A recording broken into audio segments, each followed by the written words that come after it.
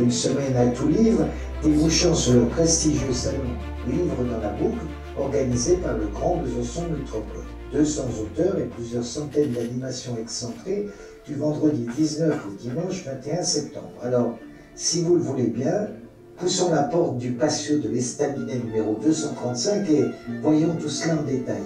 Bon retour sur Radio Sud, Besançon 101.8 FM et Radio Sud.net, la radio urbaine, humaniste, complémentaire, citoyenne et bien d'autres choses encore.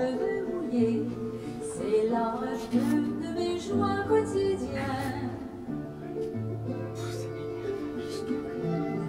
Oh, mille feuilles tarte aux pommes fraîches, grand bol de crêpes d'enfants. Messieurs, dames, c'est pas magnifique ce jingle? Fait par Mario depuis des mois et des mois et des mois, on le prépare. Je note une certaine ironie dans la manière dont tu fais des compliments. Donc, vous êtes de retour dans les studios de Radio Sud 101.8 FM et Radio Sud.net. On est à la 6e étape de notre atout livre de présentation et d'acheminement vers le salon qui va se passer à Chamar à la fin de l'année. On a des invités hors du commun. On a 2 auteurs. Alors là, le débat est lancé. Auteur, autrice, auteur, comment on s'y prend, je ne sais pas, mais en tout cas, il y a Lola Semonet, dont je ne vous ferai pas l'offense de dire qui elle est et comment elle s'appelle sur scène. Et ensuite, Salvi, j'ai un trou. Pauline. Pauline, parce qu'elle s'appelle Pauline. Oui. Et Pauline. Voilà. Pauline Salvi, qui vient d'avoir un prix remarquable qui s'appelle comment Le prix découverte La Vouivre que j'ai reçu ce week-end au salon L'Automne sera noir, au Deschaux, pour le roman Je donne ma langue au chat. Très Et alors là, des prix, toi tu en as eu quelques-uns. Faisons ta Alors, alors prix Salom géant, Salom spécial.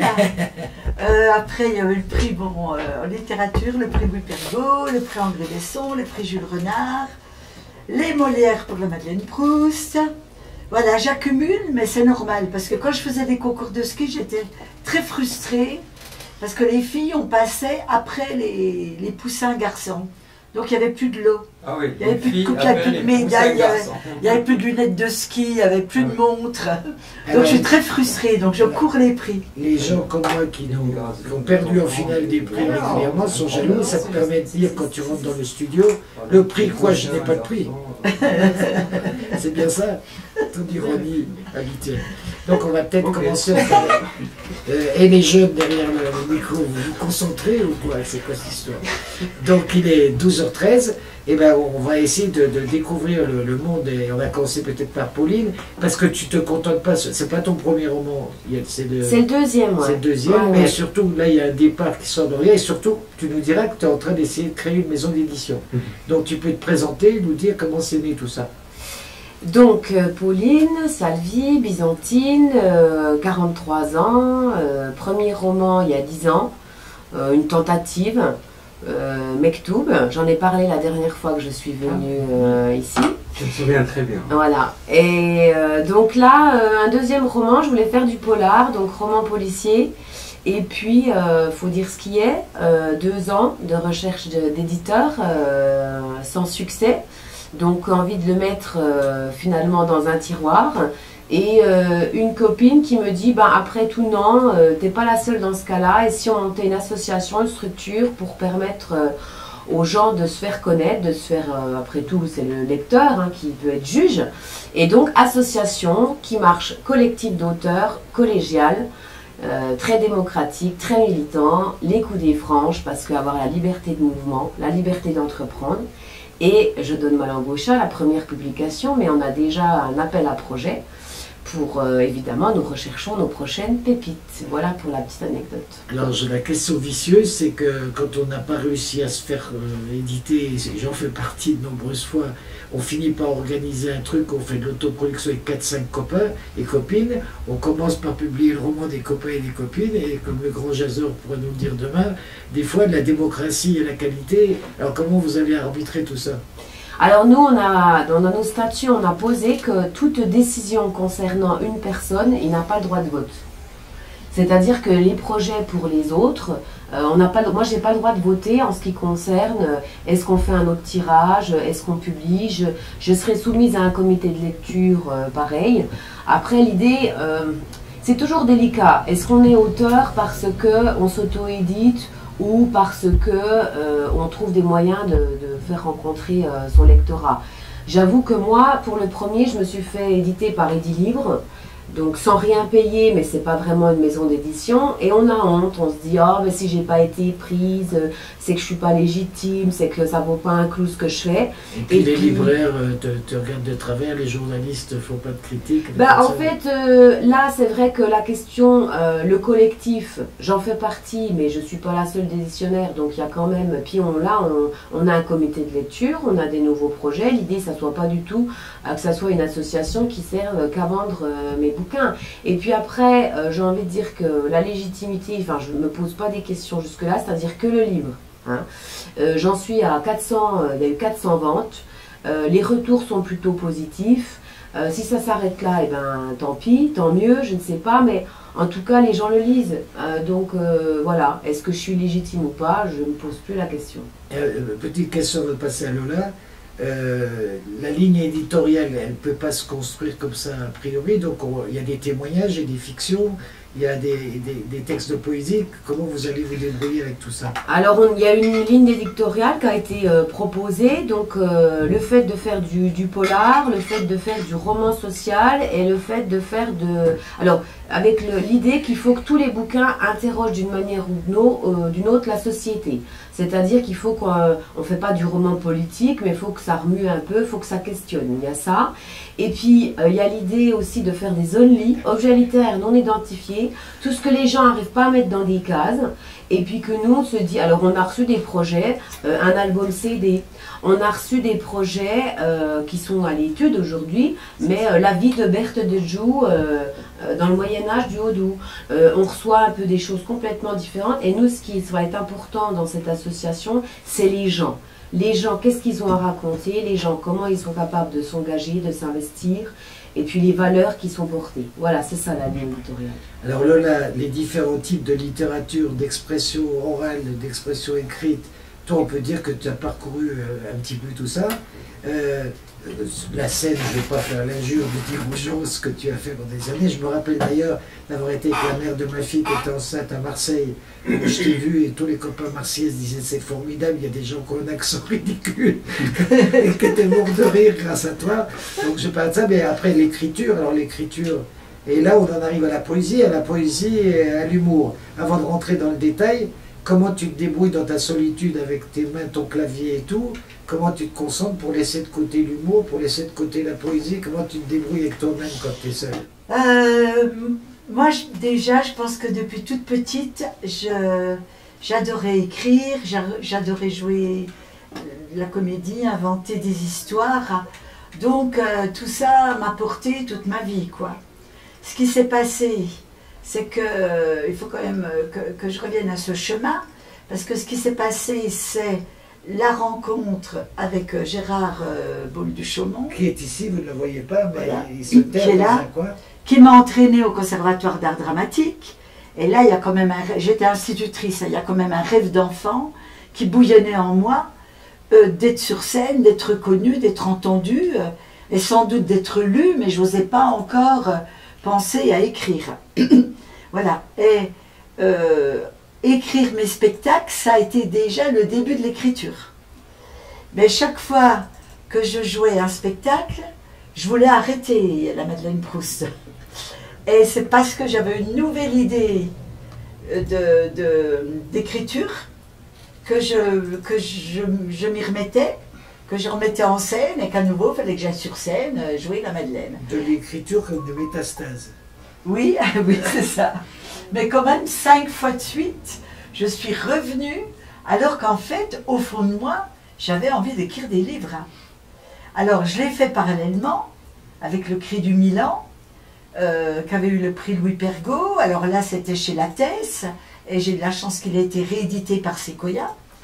Et le Cri du Milan, alors là, c'était tout écrit à la main, c'était en l'an 2000, écrit à la main, on fait des rajouts, on découpe, on rescotche, on rajoute un bout, après on a des grandes pages d'1,50 m de long, Comme Proust, lui, il paraît, il avait des pages de 7 mètres de long, avec du scotch qui était avec de la colle blanche, parce qu'on ne peut pas faire du copier-coller comme avec l'ordinateur. Donc moi, quand j'ai commencé d'écrire sur l'ordinateur, dans ma solitude dont tu parles, que j'adore, je crois que me sentir bien avec moi-même et aimer vivre seul, c'est mon grand plaisir. Et écrire, ben, c'est mon grand bonheur. Et alors, puisqu'on est entre gens qui sont en train de célébrer à tout livre pour préparer le salon, on peut poser des questions un petit peu techniques. Entre écrire un texte que tu vas être amené à mettre en bouche, à articuler, à jouer, et puis écrire un texte silencieusement quelque part, il se passe des choses différentes dans ta tête? Tu corriges moins, tu fais comment? Alors là, c'est intéressant parce que je me suis aperçue, ça fait quand même 5 livres où je fais parler les personnages. C'est eux qui racontent. Le Cri du Milan, c'est le Milan royal qui raconte, avec une langue un peu dure, un peu une langue de bad boy, mais en même temps c'est très poétique. Mais c'est le Milan qui parle. Ce qui fait qu'à l'époque, je me rappelle, Grasset m'avait dit « Oh, on est très intéressé, mais on n'a jamais publié de livre où un animal parle. » Bon. Il y a comme La Fontaine. Oui, c'est ça, j'aurais dû lui répondre ça, oui. Mais il n'était peut-être pas chez Grasset, La Fontaine. Et puis ensuite, alors c'est Flammarion qui m'a proposé « Mais pourquoi vous ne faites pas de la Madeleine Proust un personnage de roman ?» Et là, à nouveau, il y a 4 tomes de 450 pages. Hein, je frôle Marcel Proust. C'était quand même mon but, hein, qui est arrivé à 2000. Moi, je suis à 1900. Et donc, et là, c'est la Madeleine qui raconte. Parce que c'est plus fort que moi. Il faut que je lui donne la parole. C'est comme ça que c'est tombé. Et je me suis aperçue que c'est parce que j'étais comédienne que je pouvais incarner avec autant de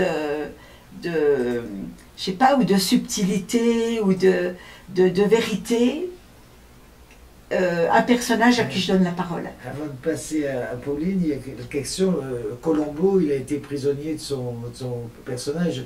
Et quel effet ça avait? Il n'y a pas une schizophrénie entre à la fois être reconnaissant de cette Madeleine formidable, inspirée du réel, du vécu, et d'autre part d'avoir envie de partir ailleurs? Bah, c'est-à-dire que moi, je ne pensais pas que ça allait me prendre toute ma vie quand même. Hein. Un jour, il y a un voyant qui m'a dit ça en 1985, j'ai pleuré. Hein. Il m'a dit, mais la Madeleine, ça vous poursuivra toute votre vie, quoi. Donc je ne m'y attendais pas. Mais pour reparler de l'incarnation d'un comédien, là je suis en train de terminer un livre sur un petit camel qui vient du 9-3 et qui est en famille d'accueil dans le Houdou. Et pendant 6 mois, je ne voulais pas qu'il parle, parce que je me disais, bah, maintenant il faut que je mette ma patte à moi, quoi. Et bien il a résisté, et chaque fois que j'écrivais des choses bien, c'était lui qui parlait. Donc c'est encore un roman où un autre personnage parle. Et je pense justement, parce que je fais des incarnations de théâtre en fait. Sans transition, en faisant une transition et une passerelle, est-ce que tu vois que la jeune femme qui est à côté de toi s'est illustrée en récitant tes textes en l'air pas de famille pendant des années? Ben oui, c'est ce qu'elle m'a dit, oui. C'est vrai ou tu dis ça parce non, non, que... d'enfants, je lui ai dit, ben oui, de mes 8 ans à mes peut-être 10-11 ans, j'ai une mini carrière d'imitatrice de la Madeleine Proust. Et je connais encore beaucoup d'expressions et beaucoup vu de cassettes vidéo avec ces sketchs. Je revois les décors, je revois les perruques, je revois les robes. Et c'est c'est ce personnage qui m'a conduit au théâtre que j'ai pratiqué quand même pendant plus d'une dizaine d'années. Tu vois les influences délétères que tu peux avoir sur les gens? Oui, oui. Moi, je pense pas que ça leur a fait trop de mal. Non, ça a été une très très bonne, très joyeuse époque parce que en plus, c'est vraiment un personnage dans le Houdou, puisque je viens du Houdou, qui est apprécié, qui est reconnu, qui est attachant, qui fait presque partie de la famille. La Madeleine Proust, dans le Houdou, on le connaît tous, et c'est comme ça. Et quelque part, c'est une réponse française dans un pays différent, la Commedia dell'arte, où il y a un personnage charismatique, pantalon, machin et tout, qui a l'accent de Naples, de Gênes ou je sais pas quoi, et que tu l'as avancé toute seule dans ton coin.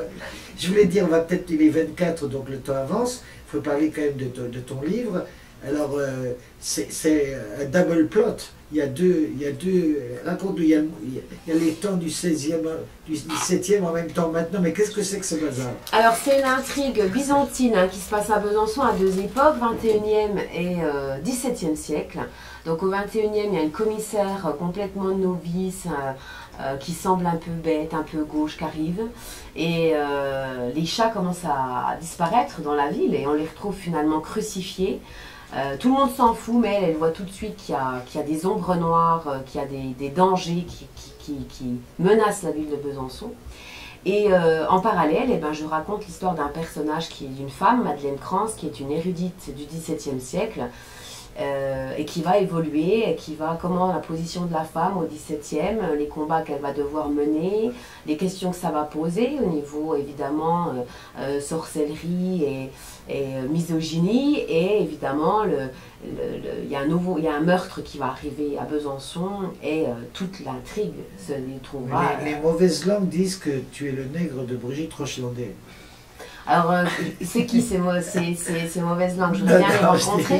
Non, Brigitte Rochelandais, je la cite à la fin. Je dis, je n'aurais rien inventé du personnage de Madeleine Krantz sans les écrits de Brigitte Rochelandais. Tu nous dis pour nos auditeurs ce qu'elle fait. Alors, c'est une docteure en histoire voilà, des mœurs modernes, qui a beaucoup travaillé sur la position de la femme, la sorcellerie au XVIIe siècle. J'ai beaucoup appris d'elle. Alors après, je me suis inspirée parce qu'il fallait que ça soit plausible. Donc elle, c'est une historienne, hein, donc les choses sont vraies, etc. Moi, j'ai inventé des choses, j'ai inventé des procès, j'ai inventé des personnages, mais évidemment inspiré de mes lectures. Et c'est pour ça que je la remercie à la fin de mon ouvrage. Pour faire l'effort que nos auditeurs comprennent un peu l'ambiance, on est dans un Besançon qui est bicéphale, enfin qui est dans le passé et tout, avec des ombres qui passent, des chats qui disparaissent, et il y a une espèce de huis clos où la rumeur, la peur, l'angoisse, chercher les responsables, fabrique toute une ambiance, c'est ça, monsieur Odo? Oui, c'est ça. Et puis après, ça interroge, comme je disais, l'idée d'interroger aussi ce qui se passe aujourd'hui. C'est que ça renvoie à des questions des extrémismes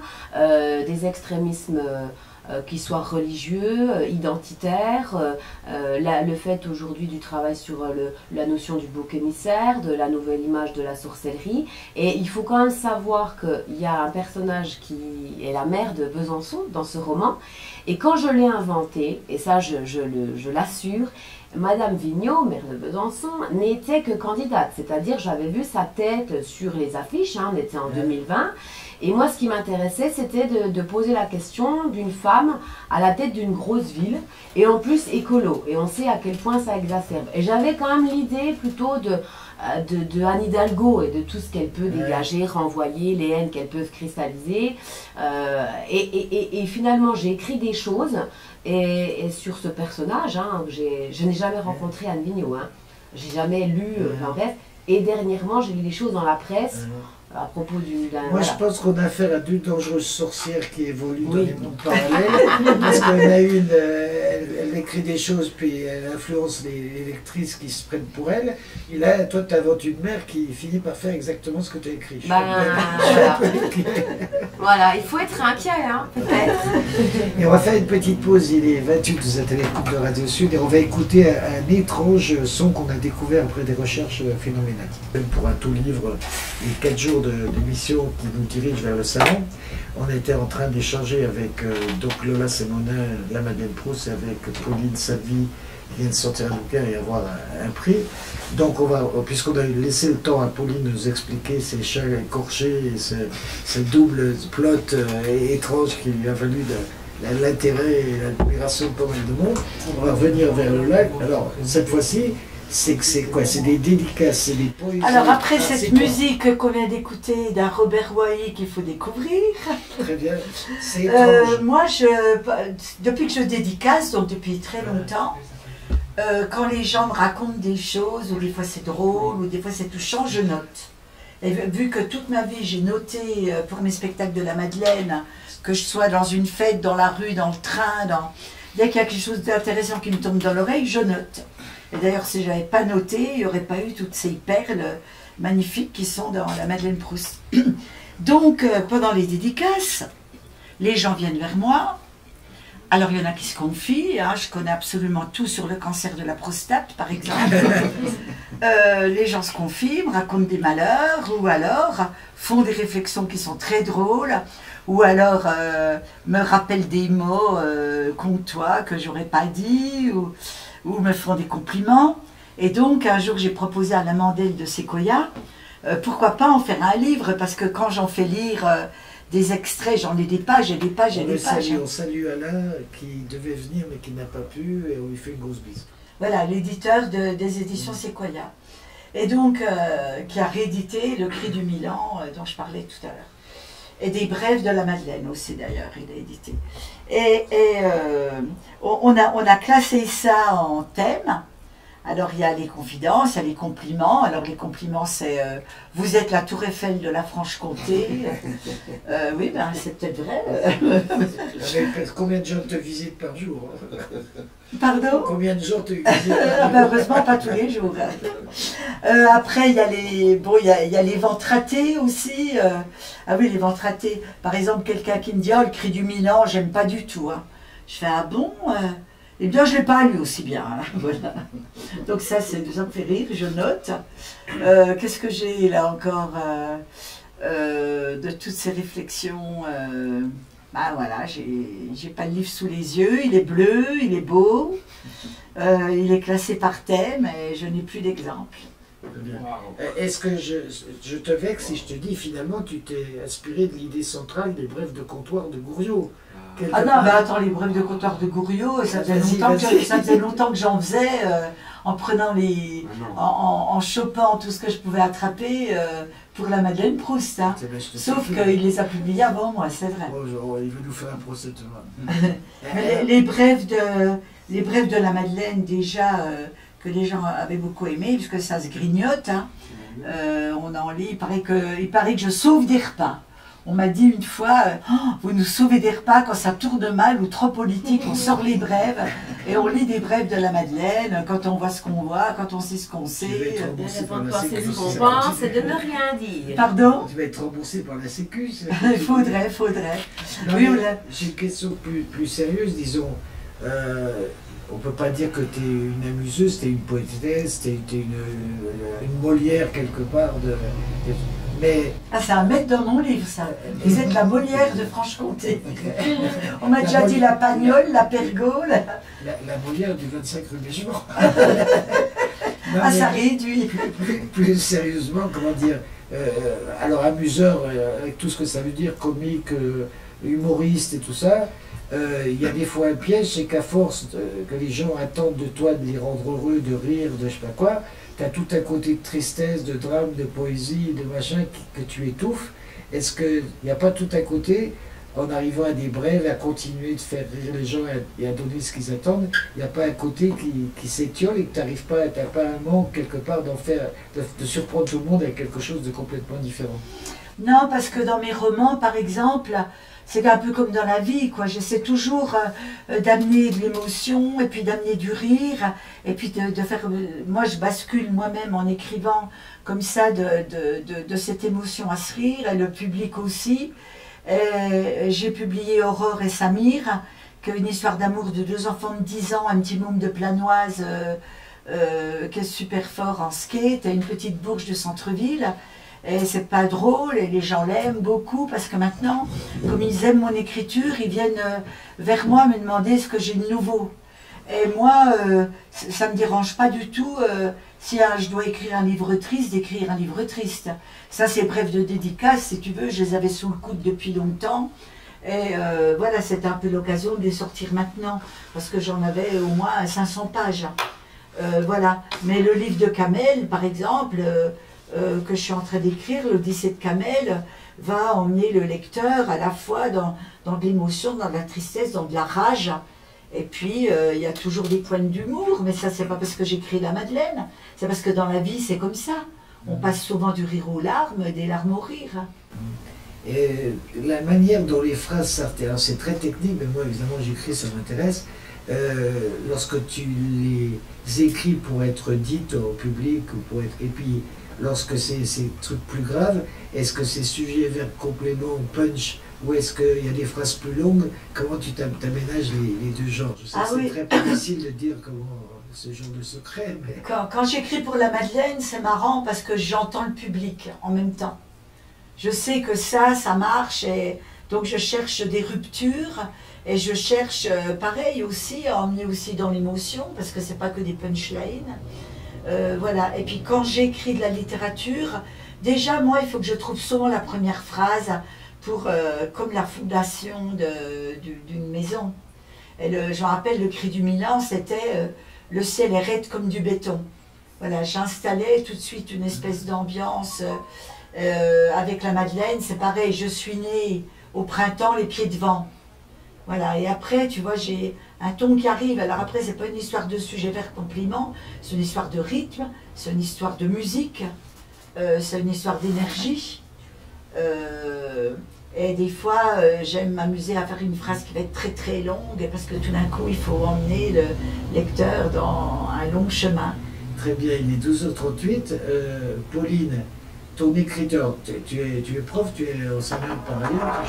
Non, je travaille dans l'éducation nationale, mais je suis plutôt conseillère principale d'éducation. Très bien, alors quand tu te lances dans ton dernier bouquin, et je sais pas quoi, est-ce qu'il y a des dialogues? Est-ce que tu as un plan? Est-ce que tu pars un petit peu genre je vais de l'autre côté de la rive mais je vais de bouée en bouée? Ou est-ce que tu es une obsessionnelle de la construction? Comment tu t'embarques dans le texte? Souvent j'ai une idée qui me vient de je sais pas trop d'où. En tout cas j'ai une idée, j'ai souvent un début. Comme j'ai fait du polar, je vais savoir qui a tué et pourquoi.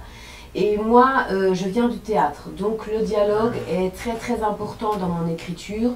Moi, je suis pas du tout fan en tant que lectrice de longues descriptions.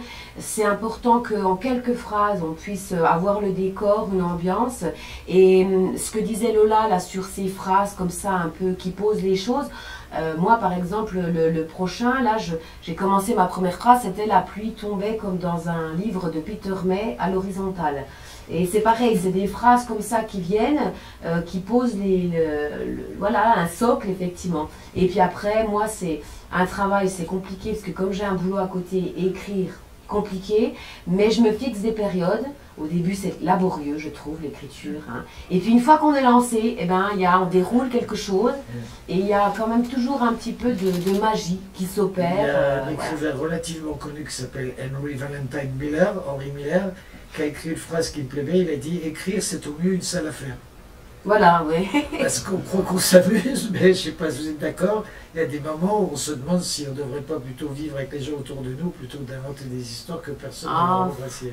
Il y a quand même moi je rejoins Lola, il y a quand même à un moment donné dans cette solitude de l'écriture, un bonheur et une jouissance, où moi quand je suis dans ces phases-là, je voudrais être nulle part ailleurs.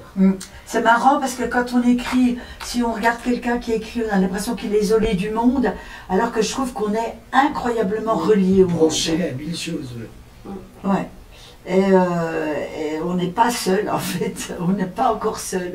J'ai envie de vous poser une question, je ne sais pas son sens et sa valeur, mais par mon expérience personnelle, le fait que j'écrive de façon compulsive depuis je ne sais pas combien de temps, c'est de la graphomanie autant qu'autre chose, ça m'a peut-être coûté 3 histoires d'amour. C'est-à-dire que la première jeune femme avec qui j'ai vécu 5 ans me disait « mais t'es jamais là, pourquoi t'inventes des personnages ?» Mais et moi. La deuxième, c'est la mère de ma fille, elle était psychologue, psychanalyste, donc elle utilisait les mots pour rentrer. Moi, j'écris les mots pour fuir et ça l'a énervé prodigieusement. Le fait que ma fille ne lit pas un de mes bouquins tellement elle a peur de découvrir des horreurs. Et la troisième, c'est une rencontre merveilleuse qui m'a changé, qui a duré 15 jours. Et à partir du moment où j'ai écrit un mot, cette jeune femme, elle s'est sauvée. Donc la question que je vous pose, c'est est-ce qu'il y a des gens qui écrivent des livres et qui ne sont pas écrivains, enfin qui ne sont pas dans l'écriture, enfin l'écriture c'est pas leur vie.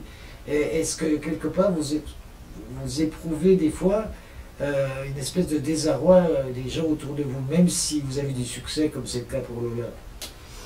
Moi, en ce qui me concerne, là par exemple, j'ai besoin, le fait d'avoir ce premier roman, j'ai un grand soutien, moi, de mes enfants, de mon mari. C'est vrai que quand je dis là, il faut que j'écrive, c'est terminé, c'est tout le monde dehors et je me cale des semaines complètement, j'ai plus à me justifier. Comme c'est le deuxième, j'ai plus à me justifier. Là, j'ai programmé, vacances à Toussaint, j'ai besoin de 4 jours, je vais écrire. Ça, personne ne remet en question parce qu'ils savent que c'est nécessaire pour moi et pour mon équilibre personnel et même familial. Tu l'as gagné, il a fallu se battre, ça n'a pas été facile. Non, honnêtement, ça n'a pas été. Au début, je pense qu'avant que Je donne ma langue au chat sorte, peut-être qu'effectivement il y avait un petit peu de scepticisme. Et puis maintenant que c'est sorti et puis que ça fonctionne plutôt bien et qu'il y ait des retours, etc., et ben ça pose les choses. Donc maintenant, c'était pas très difficile, mais en tout cas aujourd'hui, c'est plus du tout. Ça serait voilà, pas remis en question. Lola, toi qui as vu le succès du public et des gens et du livre et je sais pas quoi, tu te rappelles du moment où tu as douté, où tu te disais mais qu'est-ce que je suis en train de faire de ma vie, je risque de m'appaumer? Pas par rapport à la Madeleine, parce que j'étais portée par une espèce de foi, de clairvoyance. Dans un roman, une fois je relis, je me dis oh là là, c'est pas... il y a des faiblesses. Après je relis, je dis ah c'est vraiment super, je passe par tous les étapes. Mais moi j'admire les gens comme toi qui vivent avec un homme, enfin avec un compagnon ou une compagne et puis qui ont des enfants. Parce que moi, peut-être aussi dû à mon âge, moi j'ai envie de vivre seule. Je ne veux surtout pas vivre avec quelqu'un.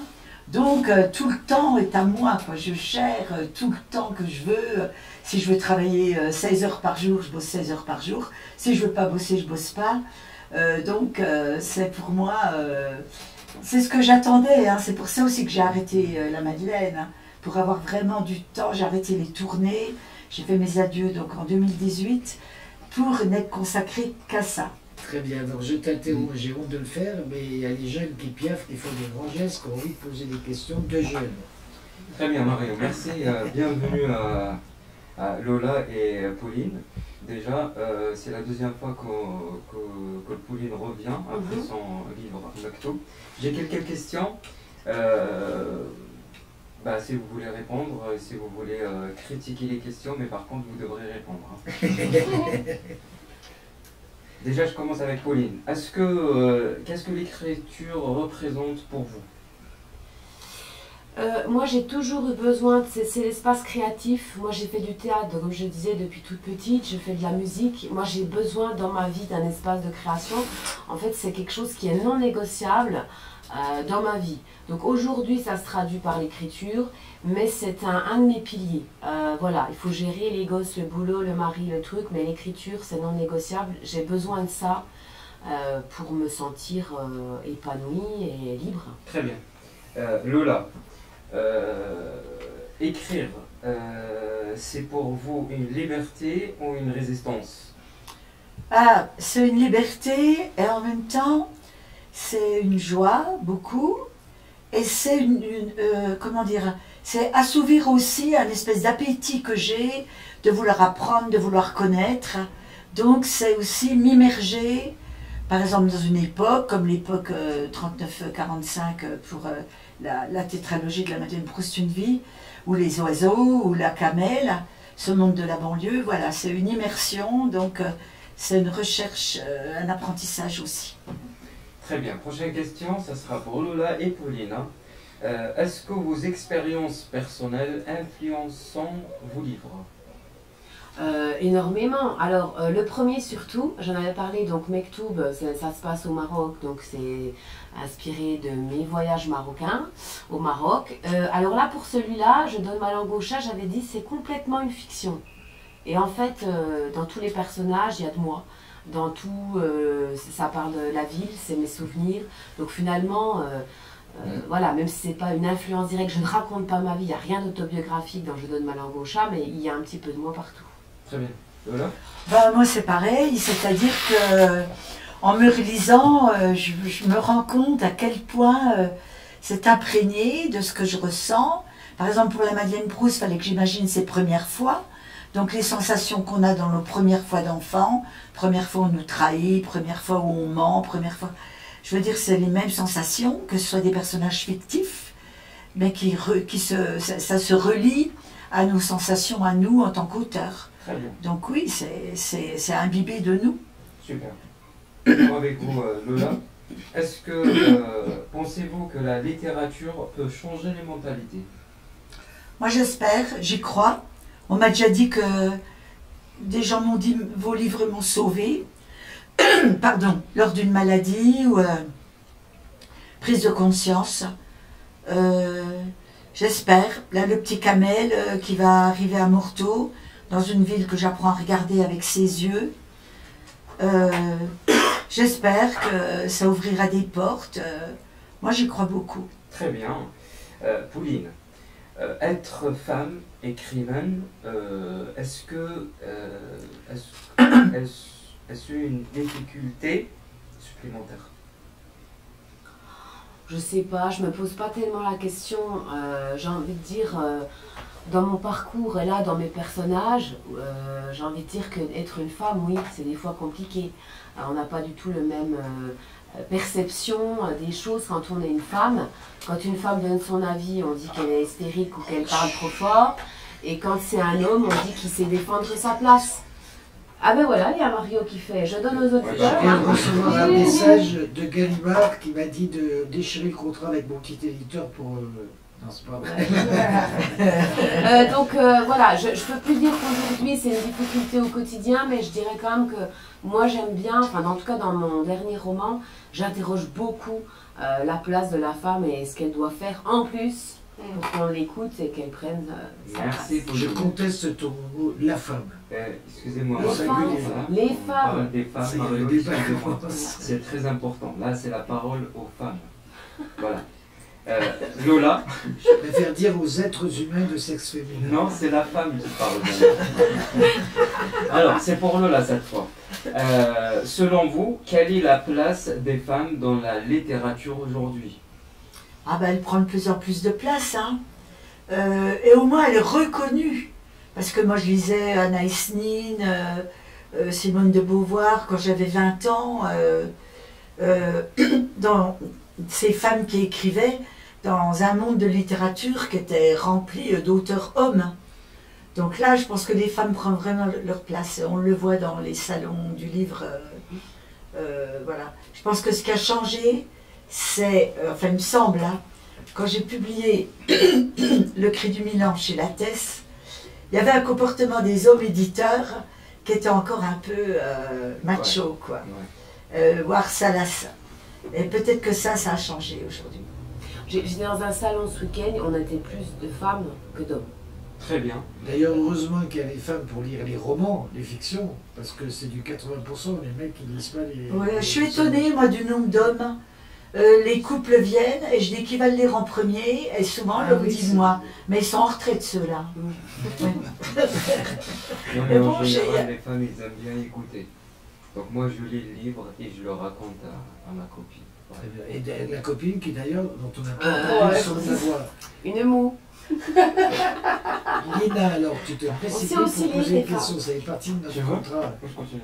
Vas-y. La prochaine Est-ce que la prochaine question, c'est pour vous deux, mais par contre, il faut répondre. Il ne faut pas dire oui, je suis d'accord ou je ne suis pas d'accord avec la deuxième réponse ou la première réponse. Voilà. Il faut chacun avoir un point de vue et une réponse spécifique. Est-ce que existe Il est en train de lire sur l'écran. Attends. Non, je reformule la question. Est-ce que l'écriture féminine, existe? Ça, c'est une très belle question et compliquée. Je voulais formuler la question. Non, c'est bien, c'est très, très Moi, bien. quand je suis lectrice, je trouve qu'il y a une différence dans ce que je lis quand c'est écrit par un homme ou par une femme. Le livre que j'ai écrit, je ne suis pas sûre qu'un homme aurait la même perception parce que, encore une fois, il y a quand même, comme disait Lola, il y a des choses dont on est imbibé, des émotions qui sont nos émotions. Donc, moi, je suis une femme, donc peut-être qu'il y a des choses... il me semble, moi, que quand je lis un livre, je vois quand même la différence. Mais par contre, il faut quand même noter qu'il y a certains auteurs masculins qui savent très très bien mettre la femme en valeur. Et je pense à Bouis, qui est, je trouve, exceptionnel sur certains ouvrages pour mettre les femmes en personnages essentiels. Lola, avant que je règle les problèmes personnels... ici. Je suis d'accord. Je suis d'accord. Non. D'accord. Alors écoute, là, dans le livre L'Odyssée de Kamel, là, qui n'est pas encore sorti, je parle à la place de Kamel. Hein. Et les gens qui me lisent me disent on entend Kamel. Donc ça veut dire que je me suis vraiment immergée dans ce qu'il est, dans ce qu'il ressent, dans sa façon de parler. Moi j'ai lu, je ne trouve pas le titre, mais j'ai lu un livre d'homme où il se fait passer pour une femme. Et j'ai vraiment cru que c'était une femme qui écrivait. Voilà, donc je sais pas. Je Il n'y sais a pas. peut-être pas de généralité, c'est aussi le talent et un écrivain. Oui, moi je pense après c'est le style, c'est le talent, c'est... je sais pas si on cache le nom d'un auteur, je sais pas, en ce moment je suis en train de lire Georges Semprin, ça pourrait être écrit par une femme. Très bien. Donc, Je fais juste une nuance, c'est que ça dépend du bouquin, s'il y a plein de personnages vivants qui interviennent avec un dialogue, effectivement, si l'homme qui met une femme en scène est à côté de la plaque, ça se voit, mais à partir du moment où une femme décide de mettre un homme et une femme, c'est la façon de se dédoubler et de rentrer dans la personnalité. Alors, ça Et dépend peut-être du talent qu'on de chaque- rencontre aussi, peut-être qu'on rencontre c'est intéressant cette question, il faudrait avoir beaucoup de temps Il pour... faudrait lancer un vrai débat. Oui, c'est un Ouais, vrai ouais, débat avec des voilà. exemples Non, mais- qu'on aurait préparés si on avait 4 Je heures. reviens sur un point. Moi, je suis un lecteur qui respecte la femme et je suis un écrivain qui respecte la femme. Alors, ceux qui font des grimaces, là. Alors, Non, dernière question. Je vais aller sur la dernière question. Quel message voulez-vous transmettre aux jeunes femmes qui veulent écrire? n'en faites qu'à votre tête. Moi, Il j'ai y en pas... a déjà assez, hein, je trouve. La concurrence est déjà... Moi, j'ai pas de message particulier. En fait, j'ai envie de dire à chaque individu, deviens qui tu as envie d'être, fais ce que tu as envie de faire, sois libre, mais homme, femme, tout le monde confondu. Voilà, va où tu veux, meurs où tu dois, hein, comme on disait dans les années 60. Il est 12h54, on est vers la fin de cette 6e étape de notre traversée du livre à Radio Sud. Je voudrais que chacune des deux, vous nous parliez avec un pitch, avec passion et tout, de vos dernières œuvres pour qu'on termine sur de l'actualité. Alors Lola, vas-y. Oh là là. Alors, Lola, Non, j'avais ma préface. Oh là. Parce Parce qu'elle qu'il est y a de parfaite, l'actualité. alors... Moi, j'ai le 4e de cours. Ah, ça y est, je l'ai. Alors, Lola Simona La Madeleine qui nous lit son prospectus. pour un auteur ou une auteure, dédicacer nos livres, c'est être assis derrière une table en regardant défiler le public, essayer de l'alpaguer, de l'intéresser à nos ouvrages, c'est rencontrer les lectrices et les lecteurs, parler avec eux, les écouter, savoir accepter un refus, ou prendre plaisir à dédicacer un livre. Oh, c'est pas ça que je voulais lire. Dédicacer, c'est être assis derrière une table en vous regardant défiler, en essayant d'attirer votre attention, de vous appâter, de vous alpaguer, de vous appâchonner, bref, de vous intéresser à nos livres et d'en vendre. Surtout moi qui suis fille de commerçant d'ailleurs. Alors, j'ai pris donc l'habitude de noter quand une phrase drôle ou qui m'intéresse me tombe dans l'oreille. Quand je vous écoute derrière mes piles de livres, je note. Je note vos traits d'humour, vos confidences, vos compliments, vos contoiseries et même les ventes ratées. Et vous avez un sacré talent. Oui, Voilà. mais je ne reverse pas les copyrights. Quand même, attends, tu veux me ruiner, on touche déjà 2 € par livre. Alors, avant de passer à Pauline, on a quand même encore un tout petit peu le temps. Alors, vous allez passer au salon, vous allez voir, les auteurs, on en fait partie, j'y serai moi-même. On est là, il y a ceux qui font semblant de regarder en l'air, il y a ceux qui font des sourires idiots, il y a ceux qui essaient de partir comme si c'était pas intéressé, il y a ceux qui prennent des notes. Il y a ceux qui se mettent debout pour Pour attirer aller le piquer chaland. les clients dessus d'un côté. Ouais. Enfin, observez-nous, vous allez voir, c'est tout un spectacle. Alors, Pauline, toi, ton bouquin, tu nous en parles brièvement. J'ai la 4e de cours. Ah ben, comme tu veux. Eh ben, on y va. Besançon, entre passé et présent, une énigme qui donne sa langue au chat. Fraîchement nommé commissaire, Aliénor de Staël débarque à la criminelle de Besançon, mais pour cette névrosée de 34 ans, difficile de faire sa place. Et ce n'est pas avec une affaire de chat disparu que voudrait lui refourguer sa voisine qu'elle se rendra crédible auprès de son équipe. Mais quand des anges de l'Apocalypse surgissent dans la ville, laissant derrière eux des traînées de sang et des rumeurs assassines, son esprit génial et tordu peut enfin se déployer. Aliénor s'embarque alors dans la traque de ces vengeurs masqués, venus d'un autre temps, d'une autre histoire, celle de Madeleine Krantz, érudite insoumise au XVIIe siècle. Voilà. Très bien. Et ben, je vais tirer la couverture sur le corps dénudé de Lola et de Pauline pour parler de mon bouquin, c'est Ah pas bah oui, tu donneras le titre. Alors, j'ai donné à 16h, de 16h à 20h, rue Ronchot, chez Hamid, il y a à boire, il y a Happy Hour, à Muscle et compagnie, parce que je donne ce bouquin, 26e bouquin, je lis Quand? le 4e C'est bouquin. quand? C'est cet après-midi, entre Ah. 16h et 20h, D'accord. je vous invite tous. Alors, ça s'appelle... À volonté. Ça s'appelle Mario Morisi Kalevala contre la machine. C'est l'histoire d'un des derniers voyagiateurs, ces hommes qui voyagent dans les livres. C'est l'histoire d'Eponymus Schwartz, enlevé et interrogé de manière musclée par un duo d'agents qui veulent lui faire avouer l'existence de Kalevala quelque part entre Cittadona et Ginop, aux confins des contrades et des interbandes. C'est l'histoire d'un haut lieu mystérieux et secret, situé au fin fond d'un livre et qui se dresse contre la machine dont les deux agents sont les séides obéissants. Mais Eponymus Schwartz a plus d'un tour dans sa besace quantique. Cela suffira-t-il à protéger Shroumou Kalevala contre la Doxa, à résoudre la confrontation entre le vaisseau et son demi-frère Bulgari, à triompher de Elsewhere IA, contrecarrer la machine et sauver la mémoire de l'humanité? Wow. Ah, dis donc, il y a un grand projet là. Voilà donc Not that is question. Lola, titre, Les brèves de dédicace. Pauline, titre, Je donne ma langue au chat, édition Les Coups des Franches. et tous rue Ronchot entre 4 et 16 heures, même si vous n'achetez pas le bouquin, il y a à boire et à manger, pour parler de Kalevala. Le micro chef reprend le pouvoir. Avec plaisir Mario, merci pour nos chers invités. Merci pour Et merci à l'invitation. toi Mario aussi. On se donne rendez-vous demain à la même heure de 10h à midi avec des nouveaux invités, toujours autour de livres. Merci.